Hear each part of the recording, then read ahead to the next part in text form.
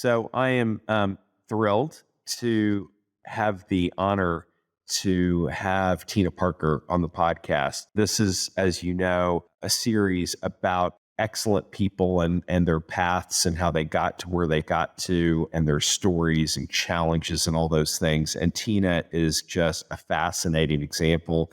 I have known Tina since she was a wee young lass. She was my sister-in-law's roommate. And so I was dating her roommate's older sister at the time when we met. And she was a theater student at Southern Methodist University in Dallas, Texas. Tina is a Texas native, graduate of the Division of Theater of SMU, where she studied acting and directing. We'll get into that piece as well. She currently serves as the co-artistic director and administrative director at Kick Dog Theater. I kind of call her the queen of theater in Dallas. That may upset others, but that's what I call her. She's active with Kick Dog since 1993. I've seen quite a few of their shows and has been directly involved as an actor, director, designer, played a goat in a play I saw, of over 55 plus Kick Dog Theater productions. Her work has also been seen at the Dallas Theater Center, Junior Players, Shakespeare, Dallas, Water Tower Theater, Undermain Theater, and the Arts and Letters Live Reading Series at the Dallas Museum of Art. Tina has appeared in many film and TV projects, including playing Saul's secretary, Francesca, on both of the award-winning series Breaking Bad and Better Call Saul, two of my favorites, although I haven't seen the last season of Better Call Saul, so you can't say anything about it. Over the years, she's received both acting and directing awards from the Dallas Fort Worth Critics Forum, Leon Raven Awards, Steve Magazine, and the Dallas Observer. She is super flippin' funny. She's so talented. She's got a lot of different voices you may get to hear today. And I think is someone who we all can learn from in terms of finding her passion at an early age, sticking with it, and making it happen. So Tina, thank you for doing this. Wow, I hope I can live up to that intro. Yeah. Well, I mean, we'll see, right? I mean, and Yeah, exactly. it's the Sorry, morning, everyone. so neither of us have been drinking that I know of. And so, that'll make it more challenging. I know, right? So you kind of knew performance was a thing for you. You were a ham as a little kid, and you had certain roles deprived of you because you were too tall at the time. I don't think you're really that tall, so it's weird. But Yeah. um, I'm not tall in life, but when I was a child, I was a that's right, exactly. And you're in the one-eyed, the world of the blind, the one-eyed person. So talk a little bit about that, the how you found your passion for live performance. Yeah, like you said, we moved around a lot when I was a kid. My dad worked for all you old timers out there. My dad worked for GTE, which was before Southwestern Bell and all of that. So we traveled around a lot as my dad moved from different positions in the company. And so I had to adapt to new schools really quickly. And the way that I found that I could connect with kids was that I was just had to be funny, and I was really good at kickball. Those were my two Yes. powers. I was pretty good Yeah. too, by the way. Not brag, yeah. Yeah. And like I said, like you said, I was too tall, and this is the 70s, and the Cowboys were, big at that time. And they always called me, too tall. Too tall Jones. And I was, yeah, they called me too tall. And they also threw in, unfortunately, because I also developed early, so it was too tall, big titty Tina, which was exciting. Exciting times for me as an elementary school student. So all that to say, I found my initial like, oh, I might be good at this drive for performing. I was too tall, and I was in kindergarten, and the first graders needed a top in their Christmas play. And so they pulled me into their group. And there, was one of those things where it's like, Tommy gets a hobby horse. Cindy gets a top. And so I had to step out and spin around. Mm-hmm. And I had this hat with balls on it or whatever. And of course, I've got to make the kids like me. So I really overdid it and got dizzy, and everybody was like, she's funny. So that was my kind of like, oh, this is good. I can make people laugh or whatever. And that's how I'm going to make friends and do whatever. A lot of kids, obviously performers start that way of finding like, oh, I can connect with people. Yeah. Acting a fool. And I will say too, like, I think it was very instrumental in me wanting to perform is I had a teacher at one of my schools in Baytown, Texas. My first grade teacher was named Miss Hargrave, I believe. And, she noticed that I had a really aptitude for reading. I was really, I could, because I was also an only child for 8 years, only grandchild on one side for 8 years also, until the other bastard showed up. Um, I had world domination on Christmas. I just want to say that. It was like, what is happening? And they all showed up. I was like, this is not cool. Um, anyway, but so she kind of encouraged, like, she let me read the film strips because that's how old I am. So I got to read, like those things. And she also had this thing at the end of the day, which would never fly in the day of standardized tests. But like we had 30 minutes of creative time at the end of the day. And so she'd let us get up and do skits or paint or do whatever. And so I was always all over that. Like I would, let's get up and dance to Casey and the Sunshine Band and show my disco techniques. Let's do a skit about Rudolph. Like I, was highly creatively encouraged by her to perform. So, it's weird. You just don't think about like, oh, that teacher you had in first grade and how they can actually, encourage and shape a mind. She definitely did that. And, and of course, I have to tell this story because my mother will hate it, which is because she did this to both myself and my sister at the same school. We, they still have these days where they like the teachers, like you dress up in different themes or whatever each day, which, parents are always like, damn it, another costume. And so my mom looked at the calendar and it was, it was the bicentennial. I'm really aging myself here. And so it was like, I'll always be older. Oh, and so like she read the calendar, but she misread the calendar. So she dressed me up like Betsy Ross. Okay. So I had like a quilted skirt and like some weird hodgepodge of clothes from my mom's closet and a bonnet. And I was really into like, I've got to have details. I had a flag with like a needle. And I went to school. No one is dressed like this, only me. And so people were like, freak, like weirdo. And so the teacher was like, I just really enjoy how Tina is so patriotic and creative. And so, Tina, why don't you get up to the front and talk about Betsy Ross? Oh, wow. I did an improv basically as Betsy Ross. I'm like, my hands are arthritic and I sew the flag and all of this. I mean, who knows? It was ridiculous. But again, you knew about Betsy Ross. Yeah. But like people encouraging, the weirdo and like, hey, let's embrace that you're dressed crazy and it's great because she loves America. So that was what. Yeah, right. Baytown, Texas, they love America generally as a general rule. So, but do I remember this right? Like your parents got married when they were 16 or something crazy like that? Yeah. My parents are super young. My mom was 16. My dad was 19. Okay. And of course, when I was in 7th grade, I figured all of it out because I was like good at math and they were like, okay, we would have got married anyway. Yeah. I love that story.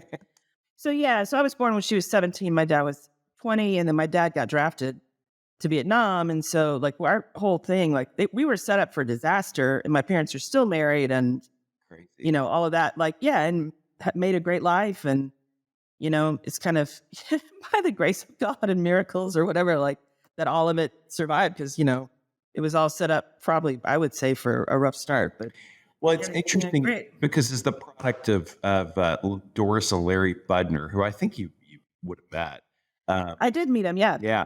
And, I would have, even if I had any talent, which I don't, I would never have been an actor because it was not a practical, who makes it as an actor? That's crazy. That's like fantasy land. Yeah. So, well, and it was, and I will say this, like my parents surprisingly, like were very supportive. I mean, like I never really got pushback because I always wanted to be an actor. I mean, there was only like 3 other jobs, I think, if I think back in my life that I ever considered. One, when I was in 1st grade, when I was too tall, I wanted to be a horse. I was obsessed with horses. So I wanted to be a horse jockey, already too tall. Yeah.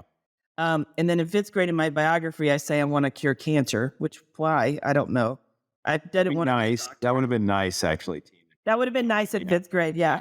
And then after that, it was, theater acting from then on forward. And my dad, I think the only thing he said is like, the big thing for me is like, you just got to find something that makes you happy. He's like, because ultimately, it's like that old saying, like you find something you love, you never work a day in your life, which I'd go, yeah. Some days I'm like, I hate my job. Yeah. Like we all do. But he's just asked me if this is what I really wanted to do, and then they let me do it. You know, yeah. So which was great. So I got lucky in that regard. So I've certainly haven't seen everything you've ever done, but I've seen plenty. And not that I wouldn't want to see it all. I do want to see it all. No, no, no. I've seen it plenty to understand what I think. One of the things that I think makes you special, both. And I don't think I mean, I remember sitting. And by the way, I was in Sundance, which we have a place in Park City, and we do Sundance every year with my college buddies, and it's great. So one year you have to come out, go hang out. I know. Maybe when This year, if I ever get a film back out there again, right? Yeah, let's do it this year. But you were in The Tale, and I had no idea that you were going to be in the movie. And I swear, we were in this theater with 1,000 people, and I slugged my wife, his name Dawn, on the shoulder. This is Tina's buddy's Aaron's sister. And I say, "That's Tina." And she's like, "Oh, you're right. That is Tina." And I remember, that day we kind of were like, "Oh my God, she's in movies now." Of course you've been in movies, but anyway, long wind up to say, you are so authentic on stage. I mean, you play these varied roles. I think I've already said you played a goat in one. Yeah. I mean, Francesca is a super interesting character that you're very understated. I haven't seen the last season, but you're very understated. Talk about how you find your authenticity as an actor. I think it really, for me, it all is the text. I mean, it all is the writing. I just got to look at it and find what's going on with this person, like what makes them tick, what they want, what's happening in the scene. And if you're fortunate, like I was in the case of a lot of the new works we've done at Kitchen Dog, as well as, with Breaking Bad and with Saul, those writers are around. So you can always ask, like if there's something you're like, I'm not, what are you thinking here? What's the tone? And, those scripts are just, I mean, they're pretty immaculate. Yeah. You're not going to be improvising around any of those scripts. So I feel like I just follow the text and let that drive the character and approach it from a place, from my own personal experience, as far as, I'm not trying to create something that's not authentic to that, if that makes sense. It's hard to, hopefully that answers your question. I think, because if I essentially understand what they want, then I know who the person is and I can embody them. Like the more that I try to put on a character, the more it's not going to work. That was always the thing that was the big thing I learned. One of my big takeaways from the early part of my career, like especially in film, because that's such a kind of a unusual medium and not where I started as an actor, is not trying to guess what somebody wants or try to put something on it that's not authentic to me. Because I have to think of it as that, okay, you've chosen me, you've cast me. I look a certain way. I'm not going to turn into a skinny, blonde, blue-eyed lady that's, an ingenue. I'm just not. Like, I'm not, my voice comes out, right, exactly. Yeah. That's what I always laugh when I get called in for commercial. I'm hard to cast like in a commercial, I would say, just because, they're like, "Oh, she could be the young mom." And then my voice comes out and it's like, absolutely no way or whatever. If Janine Garofalo had a sassy child or whatever, then maybe. But you know what I'm saying? Like, so that was my big, like, that was the thing I learned. And it was hard to learn because you get aside and you're like, I know they want this. And it's like, no, you don't. You have to say, what is it in me that would make this work? And that's the auditions that I've booked. And those are the auditions that I feel like I've done it and done even if I didn't book it, I'm like, well, I left what I could leave. Like this, I left it on the table. Yep. And then you got to walk away from it. Well, that I'm going to get to in a minute, because I think, a lot of folks in the professional services industry watch or listen to this podcast. And so there are tie-ins, and rejection's one of those. So I want to talk about that, because acting is directing, acting, whatever is full of creative, anything is full of rejection. What is the homework you do? Because I hear what you're saying on how you bring your authentic self to a role. You're essentially trying to get in the writer's head. Yeah. And so what's the homework you do to get in the writer's head? Because I think lawyers in particular sometimes think they know what a client needs. I mean, pick your profession. They think they know what a client needs, but unless they do the homework, they really don't know. So what do you do? What's your homework? Well, I'll look at, I mean, if you you can break it, I mean, sit down and break apart a text. You can look, nothing else, pull what other people say about you, pull where your circumstances are. Um, you can look at what you say about yourself, what you're saying about, the language you use. Are your sentences cut off? What the rhythm is? A lot of times that will even, you know, kind of even getting in externally, like how does this person move around? What kind of clothes or shoes are on their feet? Like external stuff like that can also shape, will take your character. To me, that's like the next step. Like after you do this text work, figuring out, and then with film, like I'll even put like, here's a couple different choices on this line.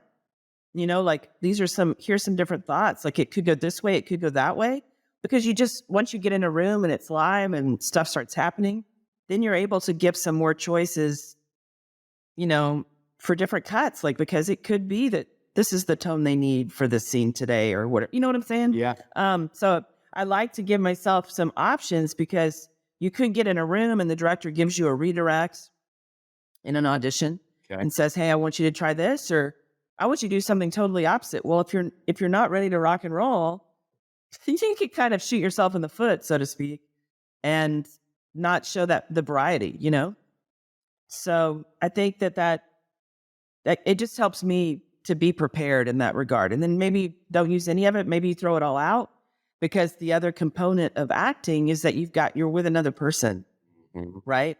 And so sometimes even just the way they're treating you and the way they handle you or they're talking to you, that inspires yet another choice. But then you've got all of the things in your toolbox to where, and I would say it'd be similar to like if you're, I'm not a lawyer, but like if you're talking to somebody on a stand or you're doing, whatever, and they're all of a sudden they're throwing something out, you're able to pivot because you've got all these possibilities in your box. Yeah. Like then you're like, oh, I see that. Oh, I see that you're, I can read the signs of that you're physically uncomfortable. I can read the signs, that you're starting to open up to me, so I can now slide in the question that maybe you wouldn't have answered. So it's just, it's all of those things, the physical signs, as well as just what you're saying and what's being said to you. It's interesting. I've heard this said, and I believe it totally, that to be a trial lawyer, there are two things that would be great if you've done: acting and psychology. If you understand human psychology and you understand acting, you're great, because acting is not putting on an air. Acting is actually feeling the right reaction to the moment. What about if you have a crappy like actor with you? Like, do you ever have that situation where, you don't need to name names if you don't want to, but No. yeah. What a lot of times, like when you're in audition, you have a reader, and so sometimes like in post-COVID times, it's different because you're a lot of times, sometimes you're even just the crappy actors yourself. Yeah. Interacting with yourself, or you're acting with, like a recording of something you've done, because you're like, I can't find anybody to read with me, or I'm reading with somebody. Like I have friends that aren't actors that, well, hey, can you just say the lines? So I have somebody saying the lines for this self-tape that I have to do. And they're not actors, or they're trying to act and you're like, that's really distracting or whatever. Don't try to act. If you ever need funny, Tina, I'm here for you. You're right. I love it. Yeah. That's good to know, man. Yeah. But you just have to kind of I don't know, you have to kind of go to a different place and figure out what your performance is and try to do your best to do that. I mean, that's all you can do. I've definitely been thrown by rough readers. You just got to try to find whatever the workaround is. Roll with it. And and I've also worked with some actors who are old school and, and great actors. But what I mean by old school is there's little old school tricks where this is mostly on film, but also there's some old school things on stage too, where, on film, they'll do something where let's say they're in on your close up, they'll slow their slide down or they'll do something with their lines So your side gets a little screwed up rhythmically. So they won't use your side. They'll use their side for the shot. And you're just like, thanks a lot, man. Yeah. I appreciate that. Appreciate you whispering your lines. Yeah. So I can't hear or giving me no energy. So my performance is at a different level. Right. Which I will say, Breaking Bad, Saul, never. It was always like people were like, let's go for it. I'm going to push you and see what happens, which was I just loved. Oh, we're getting into that for sure. Yeah. You know, I mean, my God, two of the most iconic shows in TV history. And also too on stage, I mean, like, you know, people will just do stuff with lines where you're like, or not know their lines. And you're just like, I've got to figure out a way to, how do I get this back on track? I don't know where they are. I don't think they know where they are. This isn't the line. You have to say a little serenity prayer. Yeah. Serenity prayer, like it's time to exit, like, because we can't save this. We need to leave. Yeah. I had that happen once where an actor didn't come in, and I was on stage with two very young actors because we were doing this co-production with SMU, and they didn't come, and they were the person who brought all the information. It was Shakespeare too. Oh, wow. And I was just like, and both the kids are kind of looking at me, and I was like, you know, I said two things, and I was like, let us withdraw, because I was like, there's no way to save it. Like, I was like, oh, well, we're going to have to figure out this information later and it was live. Like, good thing is there were only 5 people in the audience who knew you weren't following the script, you know? oh, yes, exactly. I was like, they were like, this is a weird cutting. I was like, yes, it is a very weird cutting. Okay. So if you were to give yourself a batting average in terms of auditions versus jobs you've gotten, what percentage of jobs per audition? It's hard in theater because I will say right now in theater, I run a theater. So if I want to be in a play, You're in it. we'll figure out a way for me to be in the play. Yeah. Right now it's more of like, do I have the time? Like, can I be in the play? Is it, you know, I've got a lot of company members here at Kitchen Live that I want to showcase. So that has kind of become my priority, and I want to, you know, build a building. So it's also there's that too. Yeah. Got to raise a little money and do a little hustling on the other side. So for theater, that's one thing. But film, man, film and TV, I don't even know. It's low. Like, I'm in a dry spell right now. So, of course, I'm like, you know, you think like, oh, you just came off of Saul, you're rolling. And it's like, dude, I can't book to save my life. But that's kind of the nature of the business. It's pretty brutal. Yeah. In that regard. Like, you could be rocking and get just book. And then it'll be like, and nothing. Like, you'll get, you know, and COVID times, it, you know, goes up and down as far as auditions. But I don't know. I'm in a really dry spell right So how do you deal with it? Like, how do you deal with rejection? now. It's rough. I don't know. I think you just got to stay sharp. I think the thing that I have to keep telling myself is I have to stay sharp, you know, like maybe I need to, I try to watch a lot of what's going on right now. Like I am, you know, my big vice is I do love to watch good TV and film. Like I like to go and watch people work and look at what's happening. And I think if there's, you know, one thing I've been considering lately is like maybe it would be good to take an on-camera class or something, improv class, or just something just to kind of reignite the love of it, or practice something on it on film. Just because that's the other thing with these, as you guys know, being in, I would say, even in law, is like there's some performative aspects to it. If you don't do it, you get rusty, man, or you get you freak yourself out, and then you do terrible auditions too. So it's like you got to kind of keep those skills and those senses sharp, and it's good to kind of be in the room and, like I was saying, like going to see theater, going to see films and things like that, just to see what's happening and what's the vibe right now and what are they doing, just to kind of keep up the moment. If that makes sense. Yeah, no, it does makes perfect sense. And it's really relevant to, I mean, frankly, it's similar to what you were talking about, where you're dealing with somebody who's not great, you know, whether they're a reader or a co-actor. I mean, you control what you control, right? And you don't control who picks you for things. And I think part of the reason why people don't get into acting and directing is they get rejected that one too many times, and they're like, screw it. You know, this is and it's a brutal business. I mean, like it's brutal in that, like, it's not just like, oh, I'm not chosen. A lot of times it can be based on your appearance. Yeah. Like you could be the best person for the job, but you could be like literally, and I know that they're like, oh, it's much more sensitive now. No, I mean, there's still people like, you're too fat, you're too ugly, you're too Yeah. old. And you're like, I'm too old for a 50-year-old lady or whatever. Yeah. You're like, that's my age. Yeah. Yeah. Can't help that. You know what I'm saying? Yeah. And it's like, it's brutal in that, like, it can be debilitating as far as like, where you start to get really paranoid of like, what do I do? How do I change this? Yeah. And it's like, this is who you are in this moment. And that's, that's the thing I have to keep telling myself is like, you know, still don't, it's so tempting to be like, okay, what do they want? I just got to figure out what they want. It's like, you can't be that and you can't figure that out. So you just have to be like, this is what I have. How do I do the best with what I have and leave it? Like, I can go in a room and be like, okay, well, I didn't do a very good job in there. That's on me. Yeah. That's not on, that's not on a crappy reader. That's not on crappy writing. That's on the fact that I didn't come in prepared. Slay it. Yeah. Yeah. Yeah. I mean, cause that's the thing is like, you gotta go in and do it and feel like I left it. And if they don't choose me, great. It's because they just wanted a different flavor. That's kind of podcast gold right there, because there's a lot that people can take away from that. They don't have to be actors, because we all do. Absolutely. It's not. Yeah, man.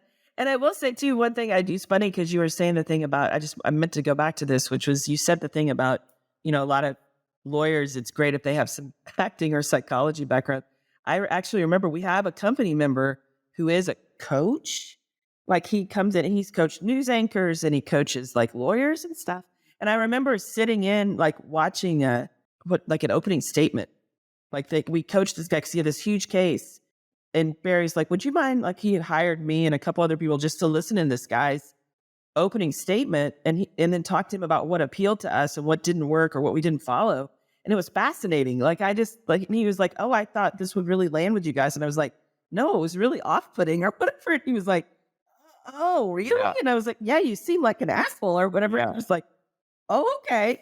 Like, I was like, yeah, that didn't land. No, it's the way you wanted to. I don't know if you know my friend Bernie Hiller, who's coached a bunch of folks. I've got to connect you guys. You would love him. And I love it. He's coaching actually Lindsay Lohan right now. He was in Utah and we met up. He's helping Lindsay Lohan, and there'd been an article about it, so that's public. But he also coaches professionals. And it's funny to watch these professionals be forced into these uncomfortable, like he has them do. I'm sure you've done this before. He has them do the stare into some stranger's eyes for 5 minutes thing. He's got all these little, I've been through his acting class I in Rome, believe it or not. But anyway, I love it. It's actors have a lot to teach other professions because you've got to connect. Like you have no choice. Your job is to connect with the audience. And so, so tell me, I'm sure you've gotten to know the great Vince Gilligan since you have been in so many seasons and episodes of the shows. He directed why did he pick you? I'm sure you've asked him. Why did he pick you for the role? And what did you get from him that you kind of go, oh, that's going to be up on my bookshelf as something I'm going to remember that I got from his greatness? I would say, what's interesting is I actually learned how I got cast from a podcast. So see, kids, you can learn from podcasts. That's right. So I was, spoiler alert, if you haven't watched Breaking Bad season 4, I'm in the season, Francesca's in the season finale. It's the one big scene that I have in Breaking Bad. Remember it well. Which was with the great Bryan Cranston. And I will also add a fun fact, which is I'm a huge Dallas Mavericks fan. And it was the night I literally shot at 6 a.m. after they won the championship. So that was a great, great time for me. Wow. Yeah. So I was like trying to I can have one beer and walk from room to room as I watch this game. And then I have to get up in the night early in the morning and shoot this amazing scene. But it was great. Anyway, so I found out how I was cast because my friend Aaron Ginsberg, who went to SMU also and is an amazing writer and actually is an EP writer on New Amsterdam, which just an SMU boy also. But he messaged me and he's like, dude, you need to listen to the season, you need to listen to the podcast, because they had an insider Breaking Bad podcast that the creatives did. And he's like, he talks about you. He talks about you. And I was like, what? And so he's like, listen, and he sent me the exact minute mark, so I was like, oh my God. So anyway, the story is, and I remember this audition well. I auditioned in Dallas for the role. And you don't really know because a lot of these shows are pretty secretive, and the scripts can have, blackouts and things like that. So you don't really know exactly what the deal. Just remember this woman, Tony Cobb-Brock, who's amazing. And when I read the side, I was like, oh, they're just going to want, for example, I thought, they're going to want a blonde bombshell, because the jokes were all about like my backside. Oh, you're killing me with this booty and all this funny stuff. And there was a lot more to the scene than what's in my first episode. And I was like, they're not going to cast me, is what I thought to myself. So I was like, yeah, what do I feel kind of sexy, sassy? Because she was very sassy, sassy. So I, at the time, was really into rockabilly and swing, wore this kind of rockabilly dress. Again, dating myself, whatever. Anyway, so wore this kind of rockabilly dress. I did my hair. I thought I looked great. I felt good. I felt like I knew the part. Like I felt like this is how I would do it. Walked in, lots of blonde ladies in business outfits or whatever. And I was like, oh, shit. Yeah. I am going to be like, oh, Lord. And they were all kind of looking at me like, what audition is she coming for? So I was like, oh, well, who cares? This is what I got, and this is what I'm going to do. Went in, had a great audition, felt good. Tony was like, that was hilarious. I love it. And then nothing happened. So I was like, oh, well, but I felt like I did a great job. Yeah. So it was that thing of like, I went in, this is what I look like. I feel good in this. I was prepared, felt like I did a great job. It was done. Nothing happened. So I figured I didn't get cast. And then I was sitting at a terrible bite and smile, like, oh, let's bite a Dorito, which I would never get cast. And I got a call from my agent, and it was like, literally, can you be on a plane in 3 hours? You're cast. And I was like, luckily I wasn't doing a play at the time. And I was like, absolutely, let's go. I didn't know what to do. I had to run to the airport. It's great. So in the podcast, they asked like, oh, how did you find her? Where's she from? And they're like, oh, Tina from Texas. That's what he calls me. And he's like, yeah, well, the casting kept showing me all these, different ladies. And I was like, there's just nothing I wanted. It seems so typical. And I feel like Saul would not have, he needed somebody who could be, I wanted something a little different. I wanted to have something different. I wanted to have somebody to kind of challenge him. And she's like, well, I have somebody, but I don't think she's right.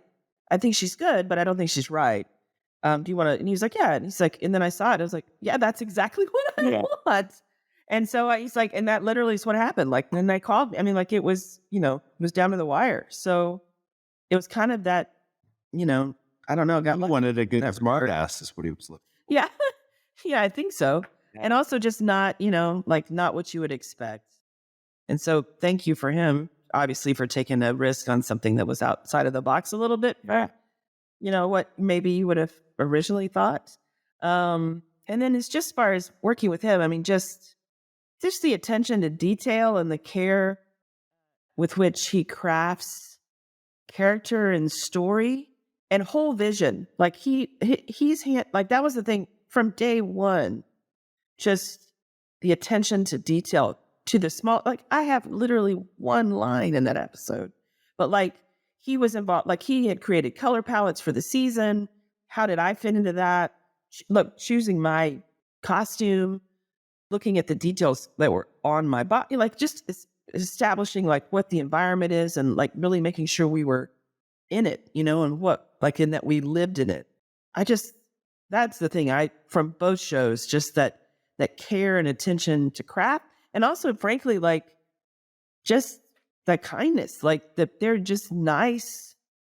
Their energy is so good and so about the work and creating this positive, fostering environment that you just want to do the best work you can. And that's for everybody. Like it was infectious from the top, from Vince and Brian and Aaron and Peter Gould, who's, Saul and then Bob and Ray and all those guys, like, they created an environment that was challenging, but was also like just rife with you just wanted to do the best work you could. Yeah. Like, like, you know what I mean? Like you wanted to be like, well, and you just wanted to challenge each other. So like, like these are, the fact that like Bob Odenkirk is like, hey, you want to run lines for our scene tomorrow? And you're like, what? Yeah. Like, like let's figure out what the scene is. Let's get in and they were like they always joke that like we're nerds. We just stay at home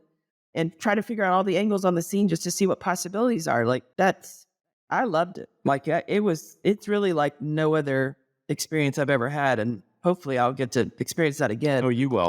It was definitely lightning in a bottle. You will. I've seen you in too many things you will. And if you don't, Oops. it'll be someone else's loss. It'll be the rest of our loss. Right. That's the thing to take away from the podcast. Exactly. Thank you. Exactly. That's the clip and say on this. I will say, and I know, I mean, everybody is looking for my opinion on art, but read no one. I do watch a lot of TV because, as you know, I travel globally a lot. And so I'm on airplanes and I jam a lot of TV. And Hell yeah. people will say, There's some really good TV right now too, man. really good TV. It is, we are Really living in the age of television, in my humble opinion. Hell yes. I agree. But Breaking Bad and Better Call Saul are ranked in every list as two of the best TV shows of all time. I mean, it's clear. And from my little 2 cents on it is it's the depth and the surprising depth, not just the depth, because shows have depth of character, the surprising depth of character. It is the shock of Walter White's transition. It is the shock of Better Call Saul, that this character that you think is 2-dimensional becomes like 17-dimensional. And just wait till you see the last season. Okay. I can't wait. I mean, I've saved it, and I put a few things ahead of it. I'm watching White Lotus right now, which I find fascinating. Ooh. Yeah, exactly. I love it. Yeah. I am a big fan. Yeah, we could. Well, I want to get some ideas from you. But it's Bryan Cranston and I are pretty much besties. Have I told you my Bryan Cranston story? Yeah, I mean, it's the time that the world now. So, Harold Kaufman is my close friend who's just stepped out of his role as executive vice president of communications for the New York Mets. So you're in New York, you're running communications for, one of the biggest shows in town. Every actor wants to come and whatever. So Bryan Cranston comes because he's a Dodgers fan, big Dodgers fan. And he's in New York performing on Broadway. I think it's the LBJ play, maybe. Yeah, all the way. Shows. Yes, exactly. Yeah. All the way. So, and I didn't know this, but he's super nice. So Harold introduced to me on the field, and he wants to know about me. I'm like, I'm so sorry, but can we not waste the limited time we have together talking about me? Because I want to talk about you. But he wants to ask me he's just so sweet. He's with these two guys who I don't know, and I just assume they're hangers on. And our youngest, Eli, is with me, and she could care less that she's on a Major League Baseball field with the players walking around. She's got her headphones on over the ear.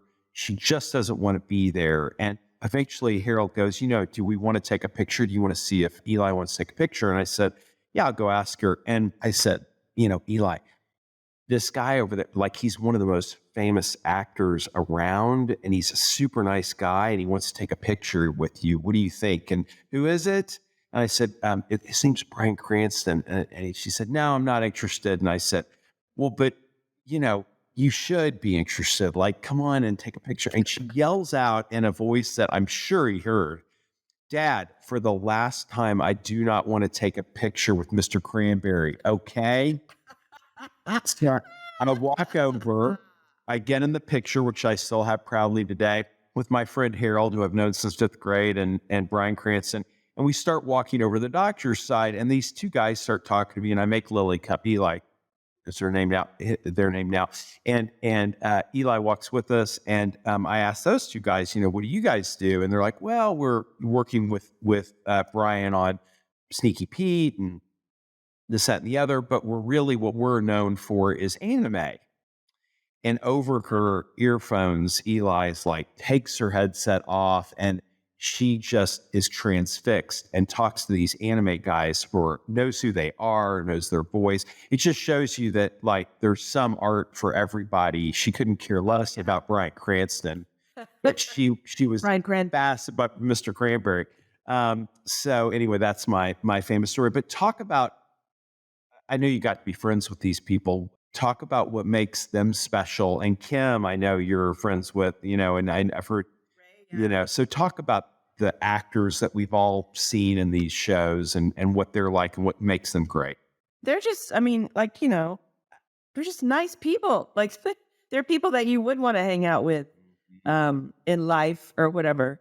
And also because a lot of times you're there on set with them, and you know, comparatively, I didn't have as many hours as they did on set together, but like the times was there, sometimes you're working long hours, and you're, ultimately like it's the combination of the people together is what's going to make this great. And I don't know. I just feel like they all just were so personable and relatable and would talk, would treat you like, because sometimes, with bigger stars, like if you'll go on different projects, nice, but a little at a distance or you don't really get to know them, and in this instance, because I was coming back, I did get to know these guys more and they would remember stuff about me. That was the thing that I found fascinating. Like Breaking Bad, especially, I would come back like, I'd be in one episode and then disappear and not come back to the next season for one episode and it'd be like for 5 seconds. And Brian would remember like, he's like, how's Kitchen Dog doing? Or how's this? And same thing. Vince was the same way. He's like, how's your theater? Oh, what's going on with your building? You're just like, how do you remember this stuff? In the day that you're working like 18-hour, long days, late into the night, they would just remember details about your life. Like, oh, what's happening with your cat? Like you're like, how do you know all of these things? Or how do you even remember who I am? Like, I don't even get it. But that's how they all are. Like everyone on the show was that way. That's why it had such good chemistry, I bet. Yeah. I I really honestly, even the day players that we would work with, it's like they just fostered this energy in the room that was friendly. And I always jokingly say this story. I was on a show once, not Breaking Bad or Saul, where it was a particularly rough day and stuff was not going very well. And it was a project with Jason Lee, and he actually stood up at we're in the nth hour and everybody was really hot and where we were working and it was not going well. And people were kind of bickering about some tech stuff. And I just remember him standing up and he was like, hey, people, here's an idea. We're making TV. We're making TV. Like, let's have some fun. Mm-hmm. And I was just like, that's correct. Or whatever.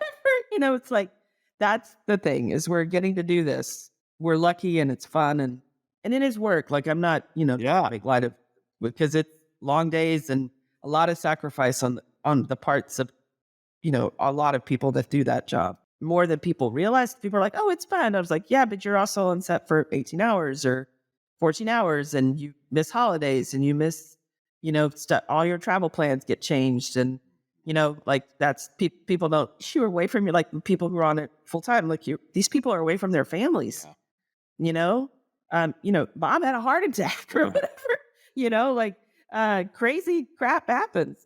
I don't know. I don't know. I got away a little bit from your. No, it was. You answered. They're just such nice. They're just such nice. You become enmeshed. You're in a proverbial foxhole together. And with Ray, I will say this: that Ray also is a theater actor, and so she and I really bonded over theater. Ray is Kim. Played Ray Seahorn. Yeah, who is amazing and plays Kim. Amazing. Like frigging love the her. Queen. Just wait till you see. I know. Well, I could feel that she was sick. Murders it to the ground. Yeah, I can't wait. No, she's fabulous.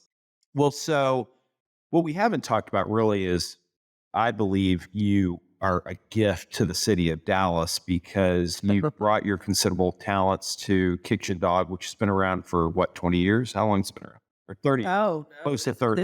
This is our 32nd season. 32nd. Yeah, man. I didn't found the company. See, you feel old because I guess it started when I was a first year lawyer. Yeah, it was founded in 90s, first show in 91. Wow. Okay. Yeah, and I joined the company in 93. Okay, so you're best buds with my sister-in-law. We've talked about that, Erin, who I adore, Erin. And she makes me love my wife even more than I already love my wife because, when I spend time with Erin, I remember to notice the things about her sister, which they're similar but different enough that you can forget So Aaron's one of my best friends as well. I just love Aaron to death. And I remember talking to Aaron a little bit during COVID about Kitchen Dog. And, you kept this theater alive, which by the way you're not doing these popular appeal shows. In fact, you've kind of resisted that. You're going with your artistic thing. And Yeah. talk a little bit about how your vision for Kitchen Dog and how you've kept it alive through COVID and in an incredible way. And now it's this fixture of Dallas, I hope permanently. So talk a little bit about that. Yeah. So, it's a little bit about Kitchen Dog. It was founded by 5 grad students from SMU who just wanted to stay in Dallas and continue the work that they were started as students at the MFA program at SMU. And these guys were MFA students when I was an undergrad with Erin. Actually, she was a year behind me at undergrad. So I got to know those guys, saw their first few seasons. Started working with them, like I said, in 93, joined the company in 96, and then worked full time, quit waiting tables, woo, in 99. Yeah, amazing. When you want to hit somebody in the head with a coffee pot is when you're like, maybe it's time to hang up and waiting table times. I waited tables for 10 years. And then became co-artistic director with Chris Carlos in 2005. So we took over the artistic vision, I guess, of the company from the founding AD, Dan Day. We've always been committed to, for lack of a better word, edgy new plays or new versions of classics, new adaptations of classics. We've done our fair share, Shakespeare's and Greeks and things like that, new kind of takes on those. Our big thing is just, there are theaters in town that do The Odd Couple and do it well. Yeah. And I'm not throwing shade on people that do that because I love it. Like, that's great. Or people that do the big musicals and do them well. That's just not what we do, because there are the groups that do them and do them well. We bring works to Dallas. I would say almost 90% of what we do is work that would not have been seen in Dallas had we not brought it here. A lot of world premieres, but we're committed to plays that ask questions and ask the audience to ask questions of the audience, of themselves of the world around them. We're not going to give you an answer. It's not going to be sometimes it's not going to be easy. Sometimes it's going to challenge you. Sometimes it's provocative. Sometimes you're going to hate it. I'm not going to lie. Like, you'll leave and be like, why? But then you'll keep thinking about it and want to talk about it. That's all I want. I want to create art that creates a conversation, not where you leave and you're like, oh, where are we going to go eat a snack? It's like, no, we need to eat a snack because I need to discuss what we just saw. Yeah. Or it's moved me to a place. It made me experience something or step in somebody's shoes that maybe I wouldn't have otherwise. I think theater, that's the thing. It's been frustrating, I'll say, because of COVID, because all of us, being a public facing business, we were shut down forever. And beyond, because Texas was like, woo, wheels off, the COVID times, we still couldn't open like that. Theater couldn't do it. Too small. Unions. Well, it's too small, but also the performing unions, like Actors Equity, you weren't allowed to perform. Okay. So there were a lot of, you couldn't have, even with recording, there were so many restrictions and things like that. So basically all of my industries were kind of incapacitated. So even film and TV stuff, it came back before theater, but even then it was rough. It's still a rough go or whatever. And so the thing that we're struggling with now, as far as live in all the theaters, not just Kitchen Dog, is just trying to get that audience back, because a lot of people have got, I'm not going to lie, COVID was hard for everyone. It was hard on people's psyches. It was hard on just, the fact that you had to change who you were and what you did. And people also started to get comfortable with I just want to stay at home. I don't, everybody's like, I just watch the Netflix. I don't want to go out to see anything. And not because you didn't feel safe. Because come on, y'all people are going to the grocery store and going to the, to see a Cowboy game and jammed up against people. But for some reason, it's they're not coming back to some of the arts. And so I don't know if because they don't want to think, Tina.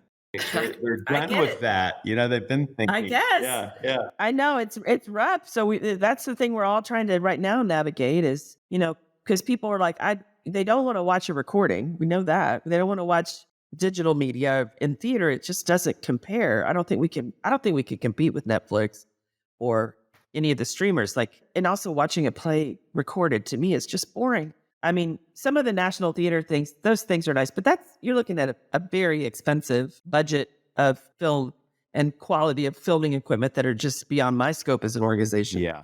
Um, and during the COVID times too, we lost all the arts media. All the media those are the first jobs that got cut at the paper. And so there's just no coverage. So I think we're struggling to get that audience back with no coverage, because you can always tell. That's the thing for me, is I can always tell when we've had a review or had an article in the paper, whether you read the hard paper or not, or the online thing, because the audience automatically changes. I think we just got to figure out a way to get them back in the seats. Yeah. And it's not just Kitchen Dog who you're like, oh, it's because you're, doing hard plays. It's like, no, it's not that, because the people over here who just did, like I remember talking to Kevin Moriarty, who's the AD of Dallas Theater Center. They did Sound of Music and they struggled to get people there. Yeah. Like, because the live experience is like no other experience. And so that's the thing. It's like, well, and you just like, it's even more fun to go see the Mavericks live in person. It's like, y'all know that. So how do I get them back in the door? Well, the message, that's the age old question. The message is support your local theater. Yeah. I mean, it is, because we're all going to start dying on the vine. We are. Because thank God for the government money, and thank God for SPOG, the Save Our Venues grant. Yeah. And all of that, because that did save a lot of like music venues and things like that. But a lot of these small, not just theaters, small clubs, music venues, dance groups, like now that money's gone. So it's like, if the audience start coming back, we're going to start seeing, the deficits are going to start getting wide for folks, to where it's not tenable anymore. I don't know. And it's crazy, because we're also, Kitchen Dog is in the process of, we bought a building right before COVID. Woo! Yeah. We owned it outright. We paid it off during COVID. And now we're just at a point where we're about to start renovation. I'm like, oh Lord, is it? If I build it, will they come? I hope so. But if they don't, oh Lord. Yeah. Yeah. No, the heavy is the head, the worse the crown, right? And, it's interesting to hear from that perspective, because we all dealt with the version of COVID. We all have our own, how it affected our business, our lives as people. I mean, I was flying 300,000 miles a year until COVID, and then I didn't fly for 2 years. We've all had these weird changes, but theater, something that actually gives us, and I'm a huge sports fan. There's no bigger. I've got tickets to everything, but we should go to some games together. I know. I love games. Yeah. I dress up.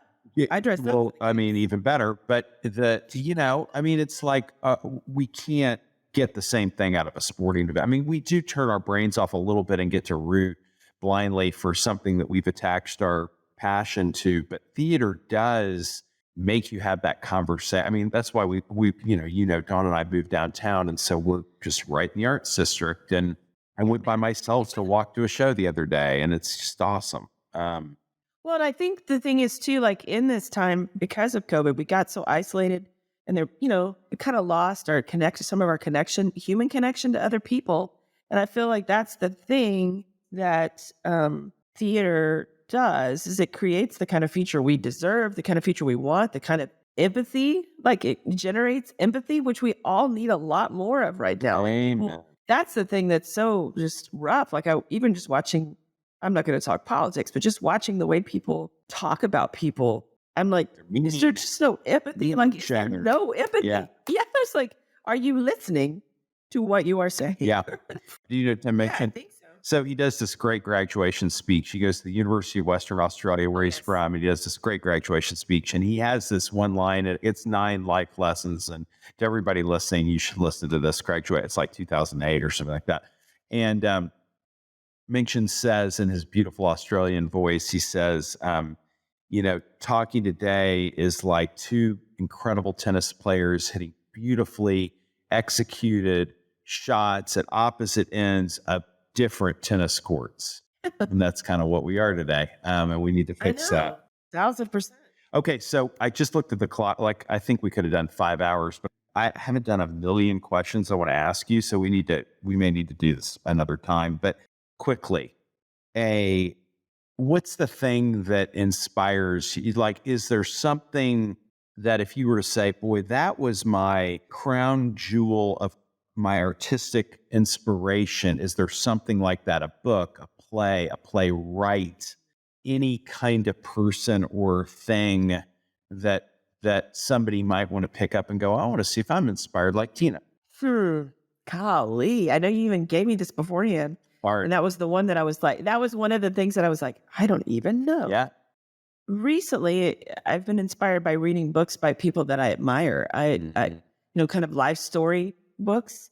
So like Bryan Cranston's biography was really inspiring. Okay. I really enjoyed reading. There was a book by Simon Callow in my youth that we were required to read in SMU that I really loved. There was a book I have an art history minor because I love to be marketable Yeah. as a person. Yeah. And my dad was like, "Really?" There was a book that a professor asked us all to read called Ways of Seeing by John Berger. That book is incredible. Okay. I love that. And it's Right. very and it was very inspiring to me. Art history, like actually, I would say because of at least with theater, like finding things outside of my actual field that inspire me. I think those are some of my big takeaways. Like, like we were just talking about like going to a game and how exciting that is. It's like, well, then how can I make theater more like that? So finding looking and taking inspiration Yeah. from that. Sometimes just using your powers of observation, like just going somewhere and just observing people for a day is great as an actor. Like I'm a yearly pass holder to the State Fair of Texas. Uh-huh. I love it so much. And that's a great place to just go and sit, just observe people Yeah. and observe ways people move and dress. That's how you learned how to play the goat. Yeah, exactly. I did go to the goat. I did go to the barn quite a bit. You watched Ski and you went to the State Fair. Hey man, I'm telling you. Good. And we went to this we did a play that was all about called Trevor that was all about a woman who it was based on a true story about a woman who had a chimp as a pet. Yeah. That ended up mauling her. I know. Yeah, woof. Shouldn't keep chimps as pets. That's another takeaway. Yeah. That wild animals not Oh. keeping. We all But saw the when Tiger King. we got to do a behind the scenes at the zoo, Dallas Zoo, just with the keepers and we didn't touch any of the chimps or anything like that, but just getting to see them interact with the trainers. And it was incredibly inspirational just to kind of look for those things outside of your field that can also still apply to your field. That's something I love to do. Well, Tina, you had to have said that because that is literally the inspiration for this podcast. I try to talk to people and get perspectives that bring in common themes so that anyone can access those common themes. And, I'm a big fan. Big fan before you were famous. I knew you when. And I was a big fan when you were a little kid to me. But Right. I think you've done such a fantastic job letting us see a little bit behind the scenes of what it means to be a great artist, what it means to be a great director. I didn't even get into the whole directing stuff because you're a great director too, and you're a great CEO. I know you don't call yourself that, but there's so much to learn from you, and I can't tell you how much I appreciate you taking this time today, being so generous. Oh, it's fun. Talking the stories and telling us, I mean, even though I'm super better friends with Bryan Cranston than you are somehow. I know, right? I mean, it's Totally true. still asking about me. I know. No, thank you. And we're going to go to a game. That's the real takeaway from this is what a great sports fan you are, which I didn't really appreciate. So I'm always looking for a buddy to go to a game. So I'm always in the sports. In fact, my friend Darcy and I dressed up for some of the play because back in the olden times they had where you could be a painted fan and that was the one where you could go for free. And so we have these great costumes with these basketball boobs and this dress, and we call ourselves Double D, but they're really like quadruple Dallas. And we have blue wigs and like all of this stuff. So we'll occasionally, like back in the time, we would dress up to get in free to the game. I love it. All right, my friend. Well, thank you, and have a great weekend, and we'll talk soon.